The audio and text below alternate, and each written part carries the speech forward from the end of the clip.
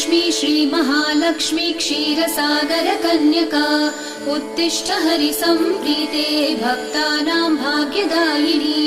श्रीलक्ष्मी श्रीमहालक्ष्मी क्षीरसागरकन्यका उत्तिष्ठ हरिसम्प्रीते भक्तानां भाग्यदायिनी। उत्तिष्ठोत्तिष्ठ श्रीलक्ष्मी विष्णुवक्षस्थलालये उत्तिष्ठ करुणापूर्णे लोकानां शुभदायिनी। उत्तिष्ठोत्तिष्ठ श्रीलक्ष्मी विष्णुवक्षस्थलालये उत्तिष्ठ करुणापूर्णे लोकानां शुभदायिनी। श्रीपद्ममध्यवसिते वरपद्मनेत्रे श्रीपद्महस्तचिरपूजितपद्मपादे श्रीपद्मजातजननी शुभपद्मवक्त्रे श्रीलक्ष्मी भक्तवरदे तव सुप्रभातम्।